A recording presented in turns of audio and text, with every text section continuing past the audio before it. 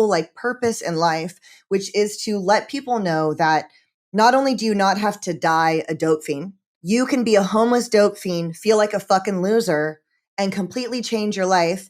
And our addiction is an asset, not a liability. And one of your biggest messages is that addiction is a superpower. And before we even get, I've heard you say that. Before we even get into your background and how you came to know that, explain to the audience why you think addiction is a superpower. I just want to start with them knowing how inspirational like this is going to be. Well, anybody listening that had any type of a habit, any type of I don't care. It could have been pills. It could have been kratom. It could have been heroin. It could have been speedballs like us. It could be smoking, IV, parachuting, whatever kids do these days, putting it up their ass. I have no idea. But anybody that had any type of a habit understands that when you are unwell, when you get sick, dope sick, there is nothing that is going to come between you and quote unquote getting well, which is very sad that that's what we used to call it, because it was not getting well. It was getting more sick. But I remember hundreds of times waking up. It's 5 o'clock in the morning. I unfortunately shot as much coke as I did heroin. So the heroin wore off very, very quickly. And after stomping on my cottons and pushing off and eventually getting to the point where I'm literally just shooting water, I would scour the floor. I would turn people's sofas over. I would dig through the cushions. I would try to find their laundry quarters. I would go into their cars and lift their car seats up.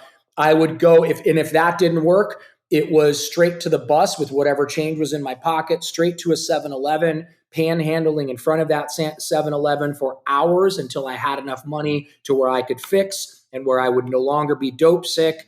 The amount of work, the amount of effort, the amount of time, the amount of perseverance that one has to have, the fortitude, the strength that one has to have to live that way beats the living fucking shit out of some Ivy League graduation certificate, diploma, whatever the fuck it's called. I don't know, because I didn't go to college and I don't even know how to spell college, and I didn't even graduate from high school. But we are so fucking strong, and we are so driven, and we are so resilient. We just don't know that it's actually way easier to become successful and to be happy than it is to live the way that we were living. It's so much easier. I heard once in recovery that if you want a hard life, do the easy things. If you want an easy life, do the hard things. And I used to think people that were like going to work and paying taxes were like suckers. And we had it made. You know, I was like, I'm not doing any of that shit. That's for suckers. And sure enough, I didn't pay taxes for like 10 years when I would occasionally work. And now I'm like still paying that off. Doing the easy thing of filing yearly is actually how you live an easy life. And if we can take that fortitude that drove us to get well and use it now, because I had my fitness studio in California during COVID, and it was really, really hard. My husband's in recovery too. And I've always said that we built outdoors. We did better in COVID. We doubled the valuation of the business during COVID. And I've always said that I believe it's because we were both dope fiends who had to hustle, and that hustle mentality just came with us. And that's what I try to tell people, because I felt like, especially being like a woman who was homeless, using needles, sharing needles with homeless people like you, I shared needles. I would pick them up off the ground, like you said. And being a woman who did that, I just felt like such a fucking loser when I came out, you know, and I'm like, no one's ever going to marry me. No one's ever going to date me. And so I try to let people know, like, no. You can actually take that and manage it and leverage it for success in your sober life. Like, I promise it can be such a good thing. So it's a superpower. It's a superpower. It's definitely, if you take that same drive, if you even took 10%, 20% of the drive that you had getting fucked up and staying fucked up, and you apply that towards creating abundance for yourself, or towards having an amazing relationship with a significant other, or towards, I don't know, some people get super into spirituality and meditation and prayer. And I went through, many different shades of recovery. For me, I love business. I love providing jobs for people. I love inspiring people to be healthy. I love being an author. I love being a speaker. I love being an entrepreneur. And I got to be honest, I love being rich. I Yeah. love having the money to spoil the shit out of people that I love. That's the coolest shit ever. That's a big part of my identity. I think because my language of love is gift giving. So I love doing nice things for people and having, you can never be broke enough to help people, but man, you can make a bunch of money and you can do a bunch of really cool things. And I was taught, thank God, in recovery that do good things and don't get caught. Like, do good things for people and don't brag about it, don't talk about it. I may make some references while I'm on a podcast just because it's, it's intrinsically related to what we're talking about. But in general, what I learned in 12-step rooms is just, forget about even charitable stuff. Just like pick trash up off the ground when no one's looking. Return your shopping cart, even if it's raining, and don't look around and see who's watching you return your shopping cart. And by the way, if you don't have a shopping cart and there's 2 or 3 that are sitting there when you get to your car and throw your single bag in your car, grab one of them and take it back up to the thing and don't look around to see who saw you do that. For me, it was so important to do that stuff because I had no self-esteem. So I had to do esteemable acts in order to build self-esteem. And I did enough of them where I got to the point where I started to forgive myself. I think that was the first step, forgive myself. Because let's be honest, it's really important to do all those amends and do the steps as they're outlined in the book and all that, blah, blah, blah. But one thing that's not talked about enough is self-forgiveness. We all did some things that we're not proud of. And there's certain things that you and I wouldn't even talk about on this podcast. But if we were alone right now, we might have some real conversations about some shit that we had to do in order to get money or in order to get drugs. And I'm pretty open about that. Most people aren't open about that. I think you're only as sick as your secrets. But through those esteemable acts, I was able to start to get to the point where I could forgive myself. But here's the great irony. If you stick around long enough and you actually help some people out, I don't do it anymore. I'm totally open and transparent about that. But my first 15 years, I sponsored a lot of people. If you think you're bad, if you think you're a piece of shit, if you think you've done some really fucked up things, go sponsor some people. Yeah. Go Totally. sponsor some people and listen to their 4th and 5th and fucking put your seatbelt on. Wow. It's the great equalizer, right? Because then we understand that we weren't alone. And I'm like you, I share a lot of that stuff too. I share a lot of the dark stuff. I think it's really important to have a few people out there saying like, yep, I'm a woman alone and I picked up needles off the ground. I did. I would use your needle if you weren't looking. I didn't care. I lied to somebody once. My rig broke. There was this older dude in this abandoned apartment and I was like, let me use your needle. And he was like, I have Hep C. And I lied and said, I do too. Can I use it? And he was like, relate. But I've never heard you say that before. And I was like, well, it's never come up, but I do. To use his needle, knowing he had Hep C. Like I did that. I want to back up to how you got there because your origin story is so important because I've learned the longer I'm doing the show, there are definitely a lot of addicts that have done well ultimately in life, right? There's a lot of us. Your story, though, in particular, is a literal rags to riches story. And there's no assistance along the way of any kind, except for you developing relationships with people and your work ethic as you started to come back. And that was how you built a multi-million-dollar brand with 10 locations. There was no family money. There was no loans. You didn't have any credit. You had to put this together brick by brick based on your work ethic and the relationships you were developing. And that was one of my biggest barriers was same thing. There wasn't going to be any family money helping me out, no credit. How do I do anything? I got clean at 34, a little bit older, like you've said, and thought like, how am I ever going to do anything? So let's talk about, you're from Ohio and you didn't start out with a lot of advantages. Can you talk a little bit about your life then and how you were raised? Yeah, I don't talk about it too much anymore, but Okay. No, it's fine. Just to summarize, immigrant parents, both from different countries, different religions, Both of them had to learn the language. Neither of them know how to be parents. There was a lot of neglect. There was a lot of violence, and there was not just sexual abuse, but there was incest. So that's sort of the template. That's kind of the petri dish of filth that I grew up in. And the reason I don't talk about it so much anymore is because I don't like to give too much energy to it, because I truly believe that we co-create our existence through our words, through our thoughts, and through our ability to visualize. The other reason I don't talk about it too much anymore is because, oh, okay, so I got molested, or my dad beat my mom, or I could tell you 1,000 sad stories. And by the way, if this was 10 years ago, I'd spend half the podcast talking about how horrible my childhood was. But why didn't Oprah end up shooting dope and smoking crack? She got raped. There was incest there. She was pregnant at 13. She was born black in a time when being born black truly was a disadvantage. She struggled with her weight her entire life. She had so many more difficulties than I had. And yet she went on to inspire and help a billion people. So for me to sit here and tell you that I shot heroin and I smoked crack because someone touched my naughty spot and because no one loved me and my parents didn't love me, all of which is true, it's not honest. It's not honest. I smoked crack and I shot heroin because it fucking felt great. And I'm selfish.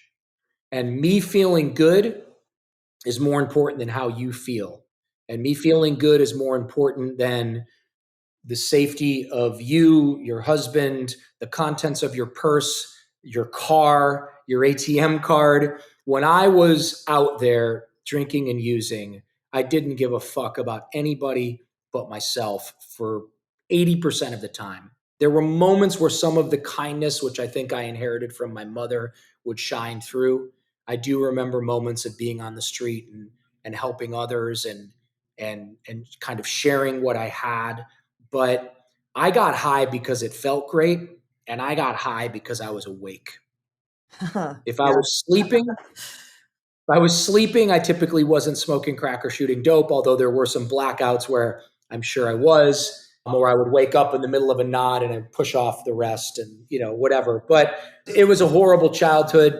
It was weird living in a rural town where everybody looked like the fucking Brady Bunch. I was sad. I was temperamentally on the depressive side, as it says in the 12 by 12, apt to be swamped with guilt and self-loathing, often getting a painful and misshapen pleasure out of it.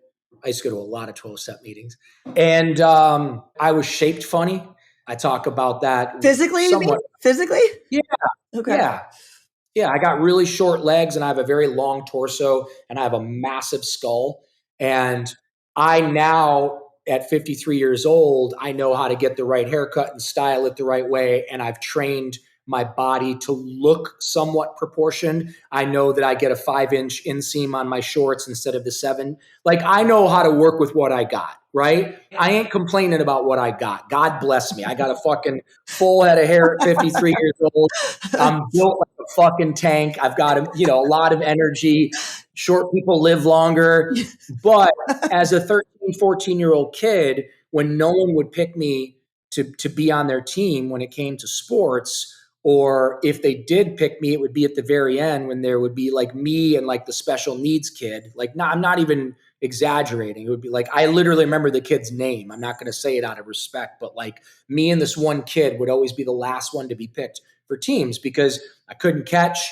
I was super insecure and fearful, and I just didn't have any type of athletic abilities. And it was the perfect setup for alcoholism and addiction to become the great panacea, right? It started with shoplifting. It started with like sneaking beers with the older kids and taking a puff off their joints to get attention, masturbating like nonstop, like as a little boy, when I finally discovered that pleasure zone area and the ability to use that to escape from how I felt.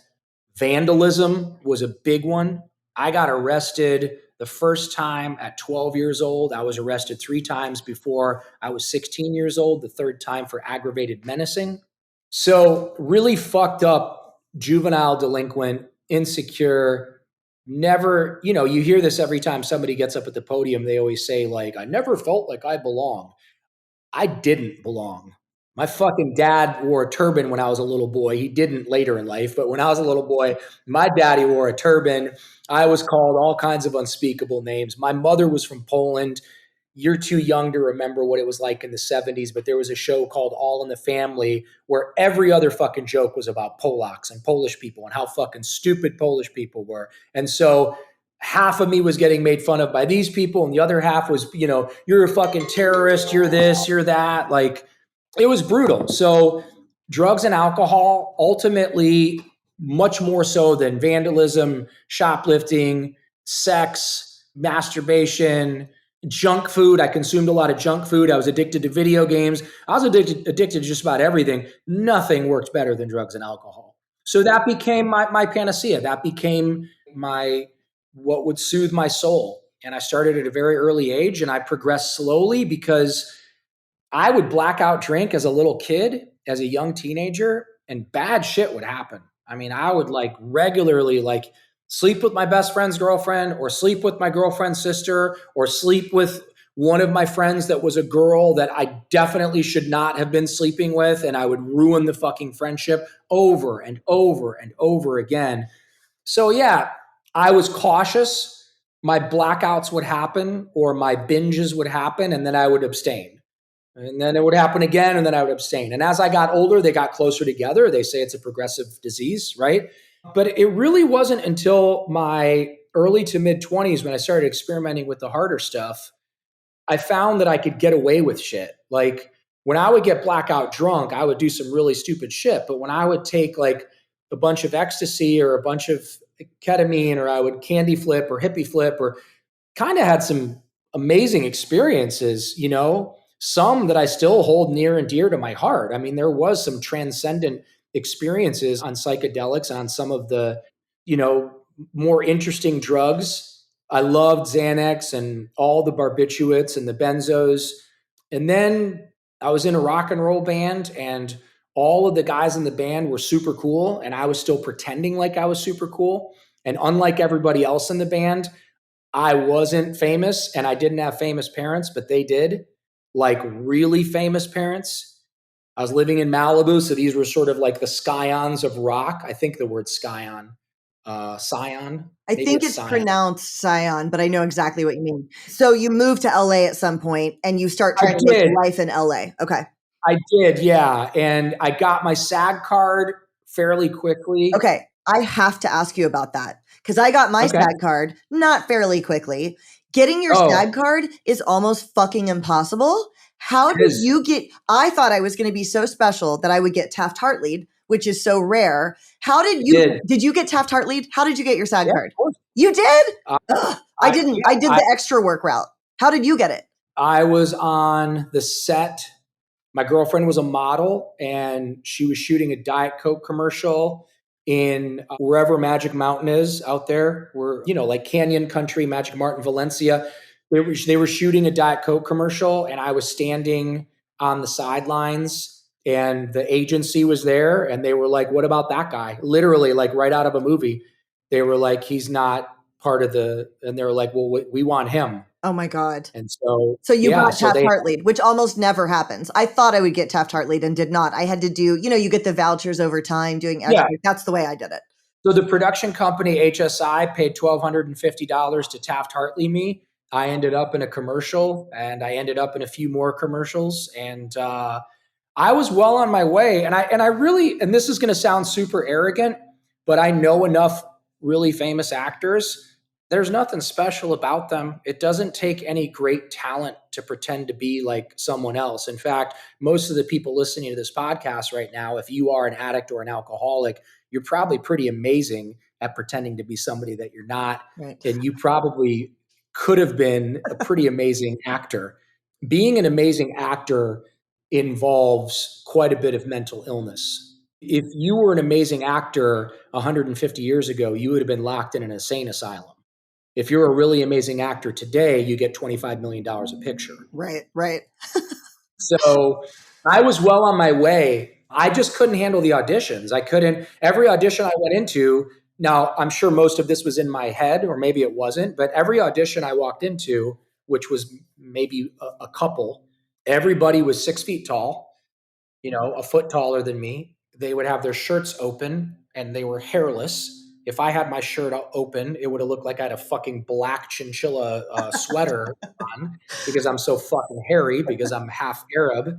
And I always have this like layer, this just like 2 inches of Arab man belly. And they had fucking the 8 packs with the striations on the side. Like their sides had abs. And they were surfers and they had that beautiful straight medium length hair. And I had this fucking coarse Middle Eastern goddamn Brillo pad on my head. And I couldn't handle, I was so fucking insecure and I couldn't handle the rejection or the thought of rejection. So the truth is, maybe after 1 or 2 auditions, I just stopped going. But the rock and roll thing, I was good. I was good at pretending to be a rock star. I really pulled it off. I had this kind of like Charles Manson, Jim Morrison, Scott Weiland, short, angry, blown on junk, sunglasses at night, leather pants, like fake Chrome Hearts leather pants. I played that role incredibly well because I watched enough movies and documentaries about rock stars. I also was born with a really nice voice. And I also was born with the ability to come up with lyrics. So these guys that were, the one kid's dad started the Allman Brothers, Dwayne Betts, who's still one of my best friends to this day. And he's super famous. He's touring all over the world right now. He just played the Grand Ole Opry, which was so fucking cool to see him post about that. The other guy's dad was Roy Orbison, who you're too young to know who that is. I know who that is. I know who that is. Okay. So Alex Orbison every now and then would be our drummer. It was between him and another guy from another band. Mark Ford played with us for a while from the Black Crowes. He was the guy that got kicked out of the Black Crowes for drugs. Barry Oakley Jr., whose father was also in the Allman Brothers. It was really neat. It was really, really neat. We got treated like royalty because of them and their last names. We got free drugs and women loved us. And I lived my life as a fake rock star. We didn't play that many shows. We recorded some really cool music. And I lived life higher than fuck without a moral compass, experimenting with all kinds of drugs and living my honeymoon period for a good, I'd say 3 years where I could do no wrong and everything was great. And then in the late 90s, things got very dark in Malibu and people started dying. People started overdosing. People started killing themselves. There was a darkness that set in and I was a part of that darkness. And we played one last show. It was a showcase for a couple of different labels. And I pulled a Syd Barrett. I don't know if you get that reference. I don't. What is that? What is that one? Syd Barrett was the singer for Pink Floyd. And he was an incredible singer, but he was more into drugs and engaging in his mental illness.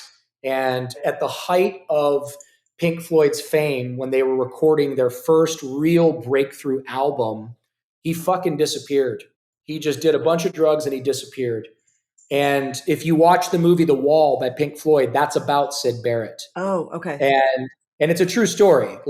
And the eerie thing is, because if you watch the documentary about the making of that album, he fucking shows up halfway through the making of that album. He walks into the studio and says, and I'll quote, "Where's my money?"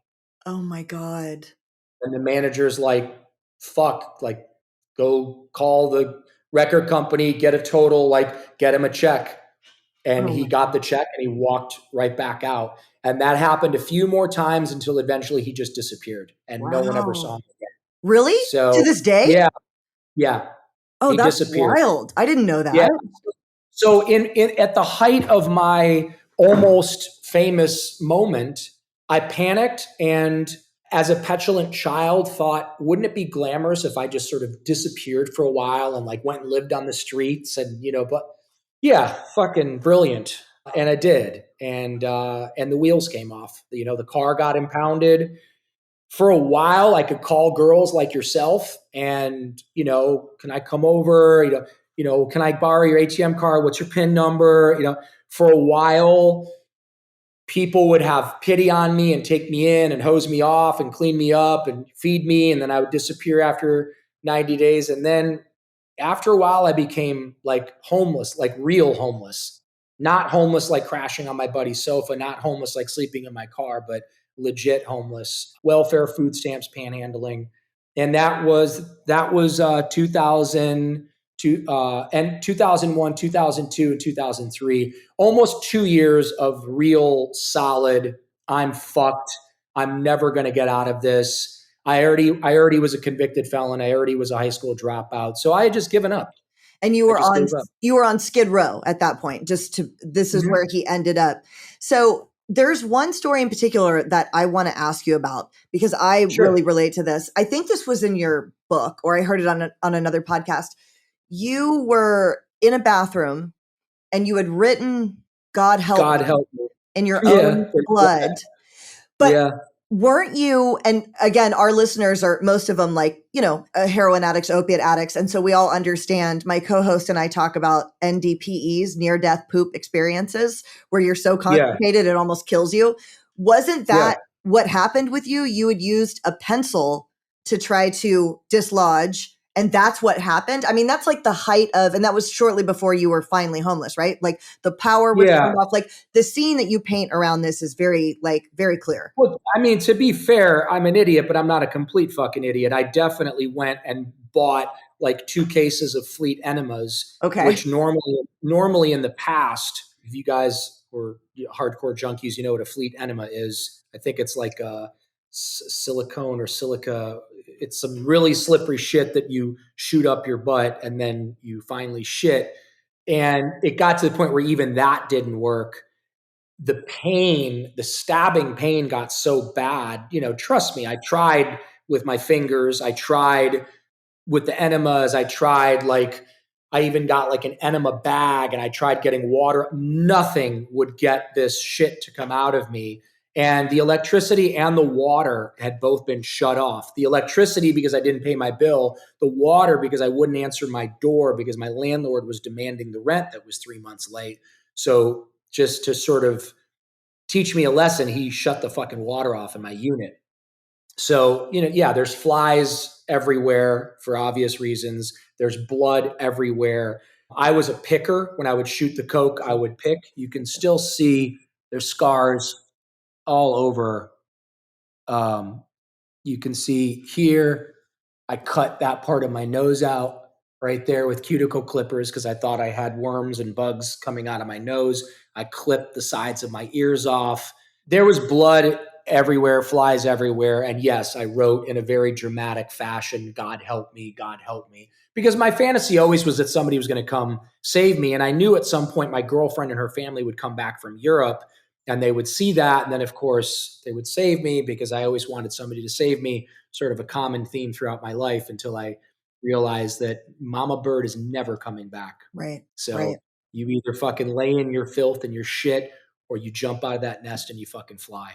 So I shoved it up my ass. I was trying to get it into the shit and it slipped and it punctured my rectum and I bled out like a fucking stuck pig.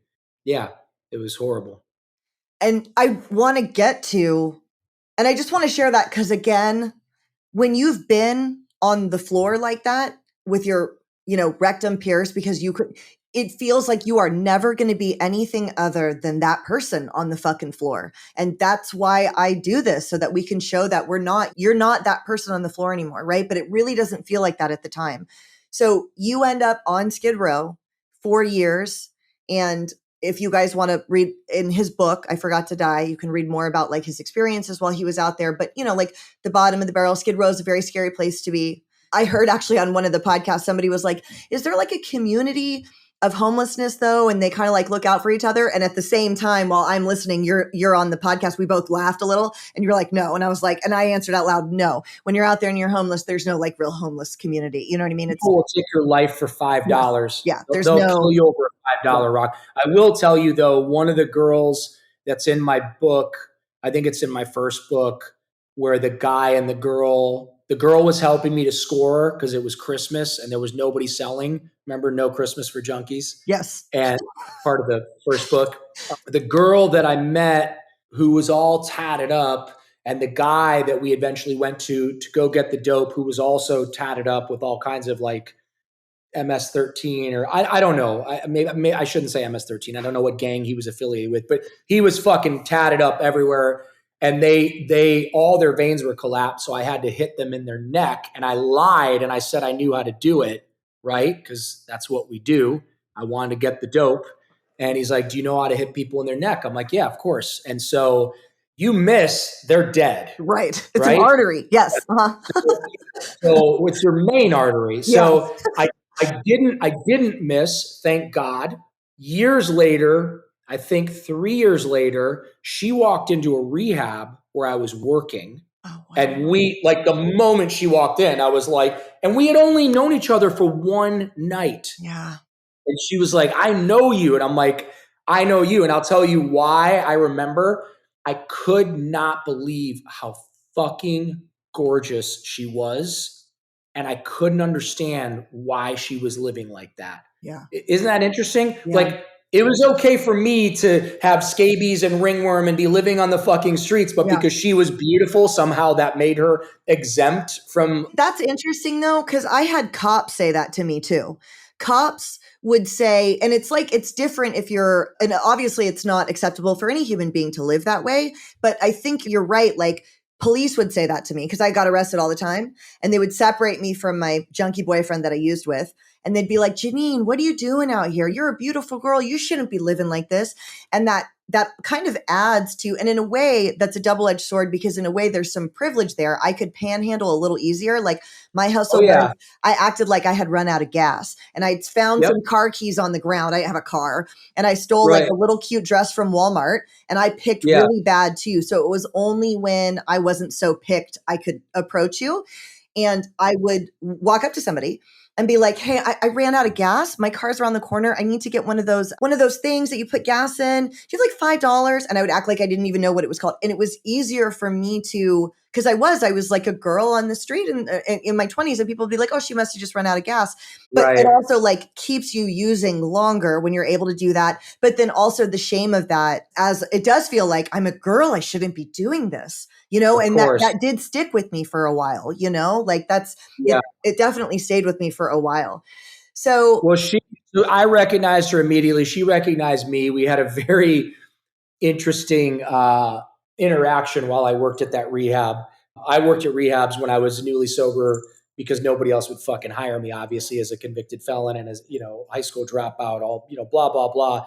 Needless to say, I didn't have the best boundaries, which I don't think is uncommon. no.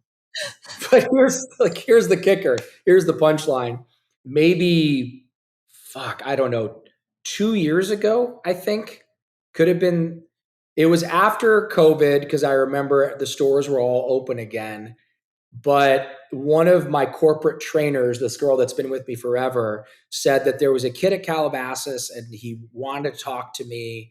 Was it okay to give him my number? And I'm thinking like, oh, he's got a drug problem, whatever.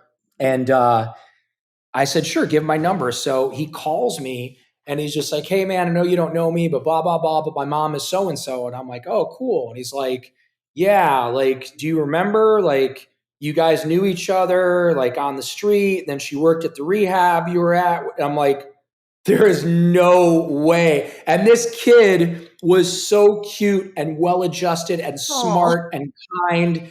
And that was his mom. Oh my She God. cleaned up and she got her shit together.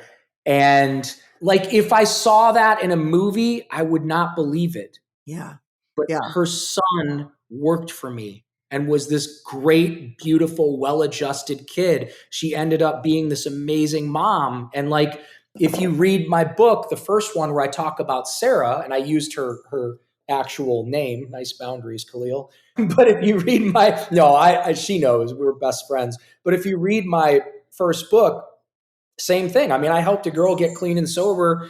I housed her at Riviera Recovery, who had all three of her kids who were from three different dads, all taken away by the state. And, this girl, talk about hopeless, like shoot to die, like whatever. She is the most beautiful, incredible, amazing woman and amazing mother. And she got all three of her kids back. One of them just moved out. I think, how old is Elijah? 21. One of them's about to go off and go to the Navy, and one of them is a professional skateboarder. Oh, that's so And cool.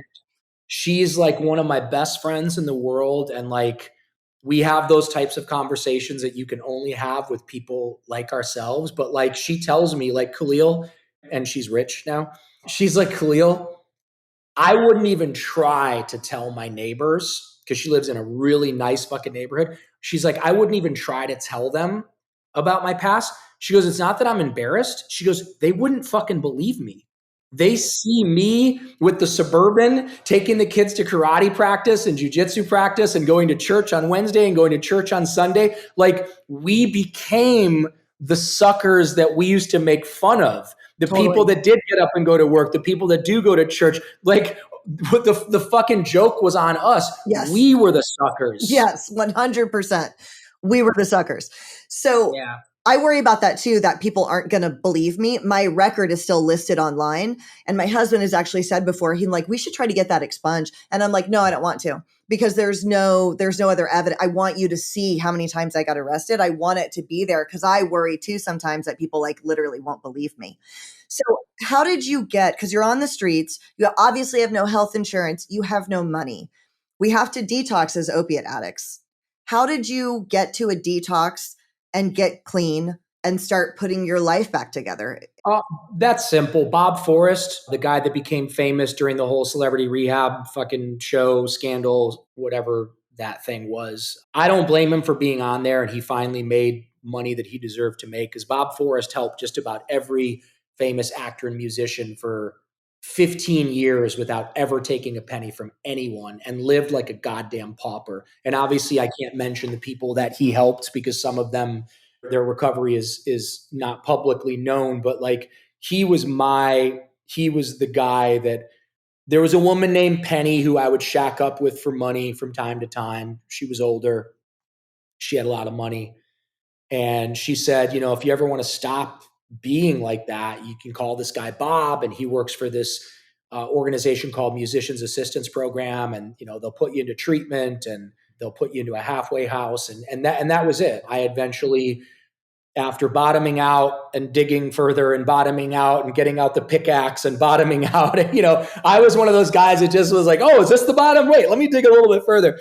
The punctured colon fucking bleeding out, letting guys jack off on me and fucking come all over me for crack money. Like, that wasn't enough. Like, I had to just keep going. So Bob was like, yeah, man, come on in. We'll get you sorted out. And I didn't believe him, but it was real. I went to Musicians Assistant Program. They put me into Pasadena Recovery Center. They paid for it.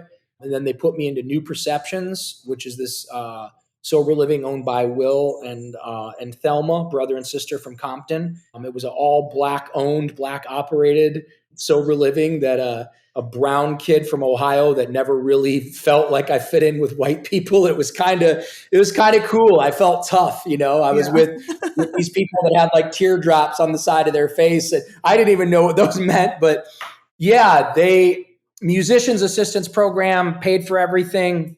They gave me $40 a week to live on, and the requirement was 2 meetings a day, or you had to get a job. So I did the 2 meetings a day thing for a long time, and I survived on ramen noodles and pasta from Smart and Final with the giant Prego things and the dirt cheap tobacco that you would roll yourself. You could roll yourself a cigarette for 5 cents back then. This is 20 years ago. And that's how I survived.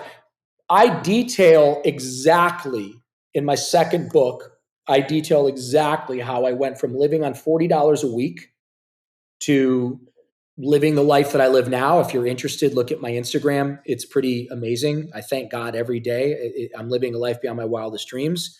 I detail in my second book exactly how I got here. The funny thing is the first book, which is the memoir with the scary looking mugshot on the front, that book, I was just telling Jackie, my assistant, that to this day, I get thousands of dollars every single month Fucking money just keeps pouring in 10 years later from something that I worked on for intensely for a short period of time. And money just keeps pouring in now. The second book, which I think is way better, Lessons I Learned Crawling Out of Hell. The book's called Remembering to Live, Lessons I Learned Crawling Out of Hell. Nobody wants to hear about hard work. Nobody wants to hear about cleaning houses and washing dogs and cleaning dogs' anal glands and no one wants to hear about that shit.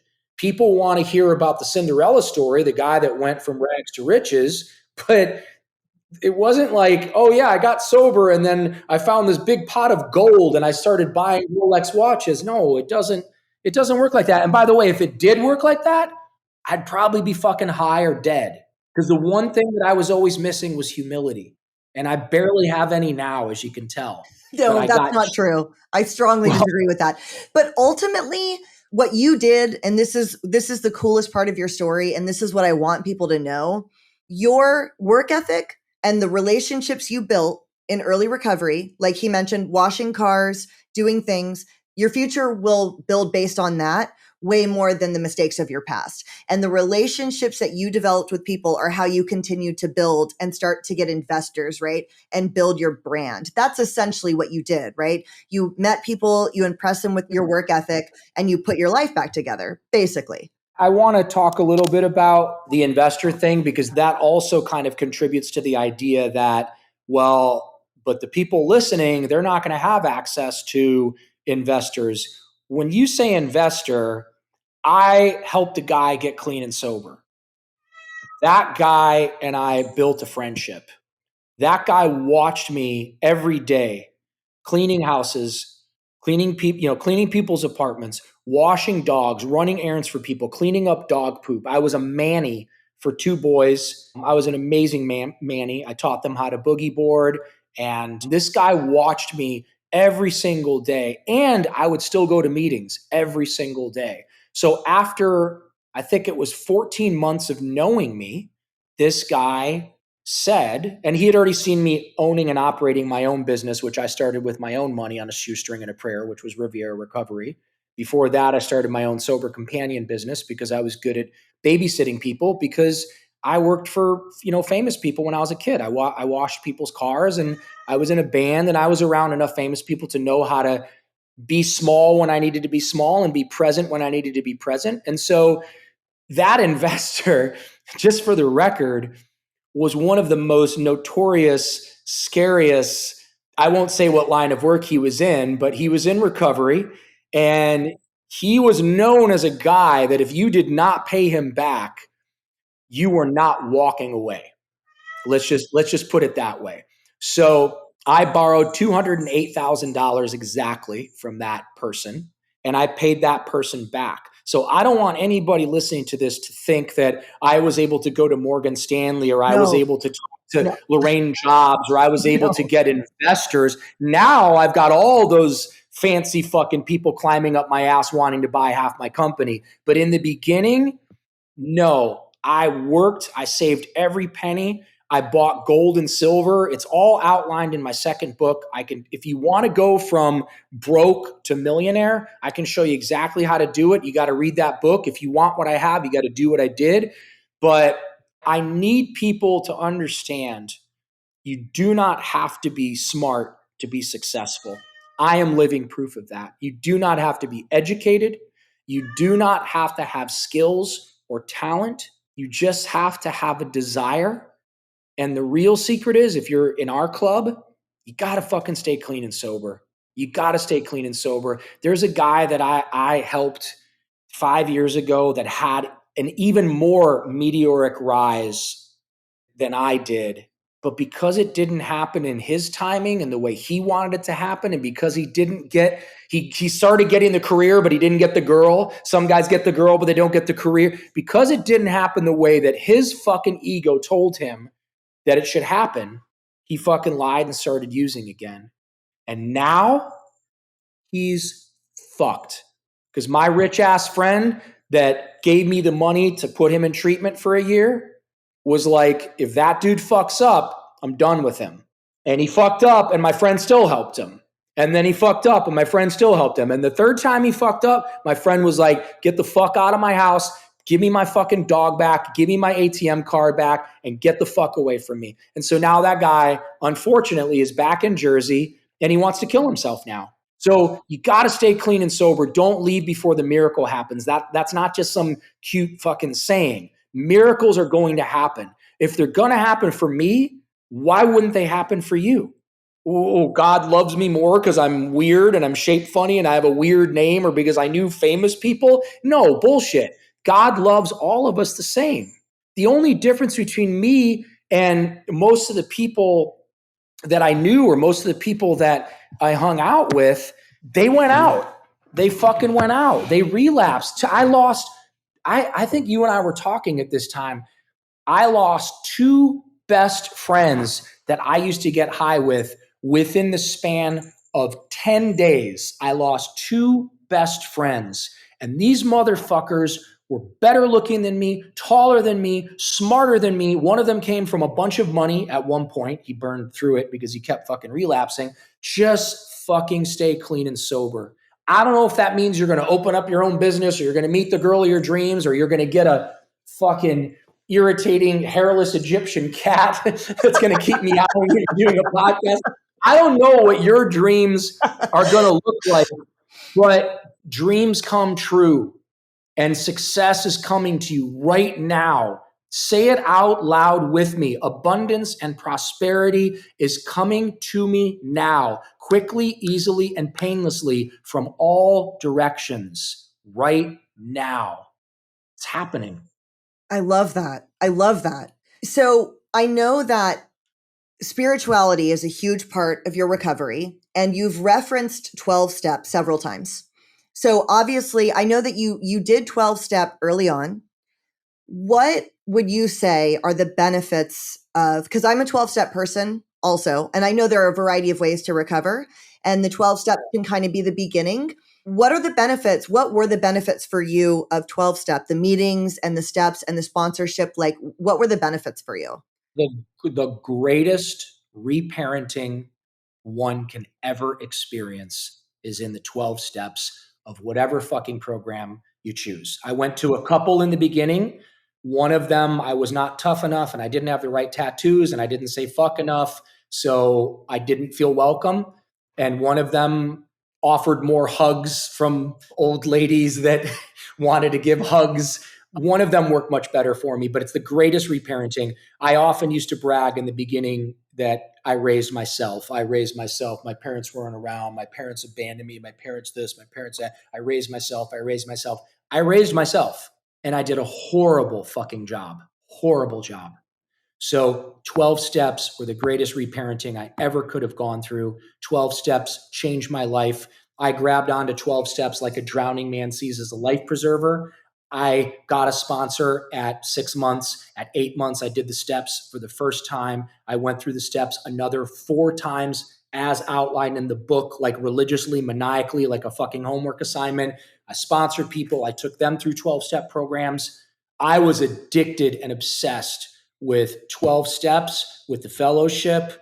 In the beginning, not in a good way. In the beginning, I was chasing women like you when you were a newcomer. And I'm not proud to say that. I'm embarrassed to say that. It is kind of funny, but it's not funny. It's sad. As the great Jimmy Mack finally grabbed me and threw me up against the wall and said, "Hey, Khalil, let them get on their fucking feet before you put them on their back."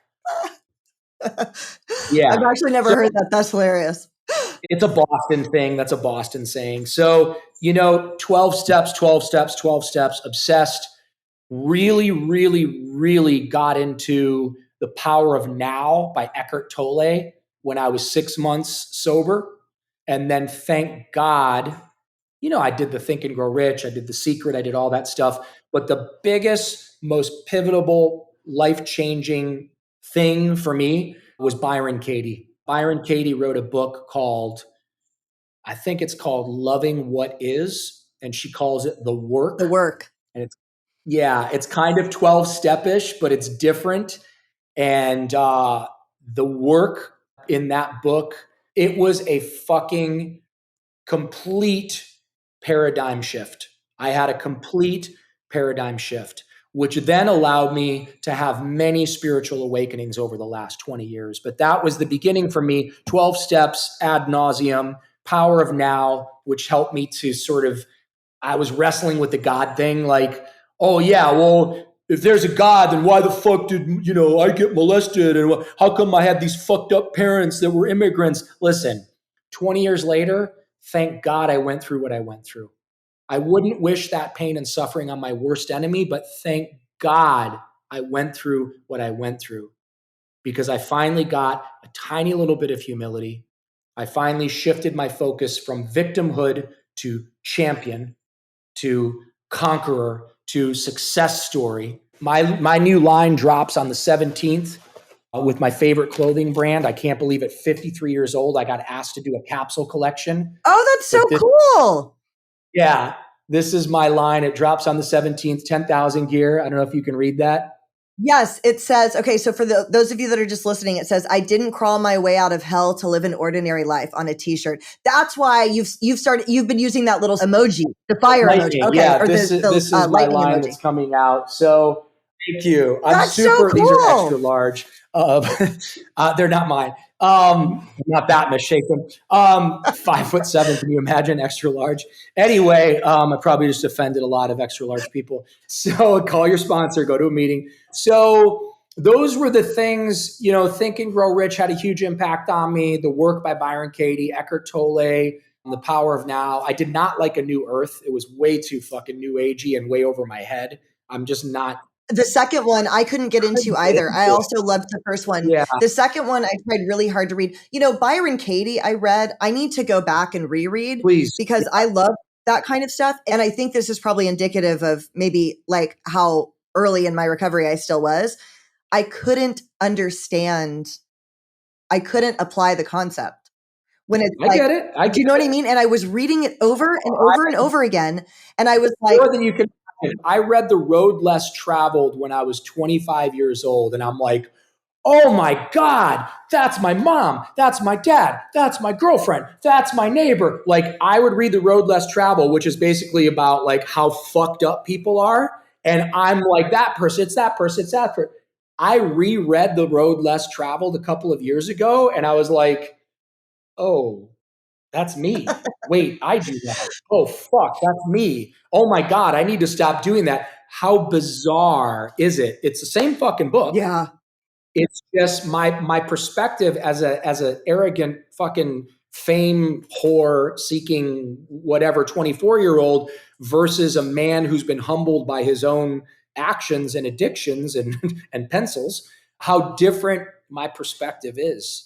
And so I get it. Byron Katie, Loving What Is. There's so much more. I list a lot of the stuff in my book. I talk a lot about this stuff on my Instagram. I have one last question that I've never asked anyone. You're super into crystals. I don't know that much about crystals, but I kind of love it. What 2 crystals would you recommend for someone newly in recovery that's scared and wants to gravitate towards something healing? You're pulling on my heartstrings right now. I wish I could just give them a crystal. I give a lot of crystals as gifts. It's an individual thing. Okay. I would suggest anybody to go to a crystal store. If you want a little point in the right direction, I would say amethyst and rose quartz for anybody in addiction. That's where I would start, with amethyst and rose quartz. They're incredibly healing. I wish I could. Can I lift this? Yeah, I can lift this. Whoa. Yeah, that sits every morning. You're the first girl to ever say that to me. That sits with me every single morning. I sit near that. Thank you for getting that reference. And amethyst is very healing. It's been used for thousands of years for healing. Rose quartz is also incredibly healing. Okay. My favorite is citrine. Okay. I absolutely love citrine. Citrine is for abundance and prosperity. I could go on and on and on about that stuff. There's so many crystals in here that if somebody actually saw it, they would probably call the police. I am the fucking cat lady of crystals. I really truly believe that crystals give you magic powers. I really do. I don't even know what that means, but like when you hold them near you, like I got in the sauna this morning, and I held a piece of aventurine, which, by the way, is a very inexpensive stone. Okay. You can get large pieces for a cheap amount. I have fucking boulders of it everywhere, all over my yard. I love aventurine. Okay. It's green.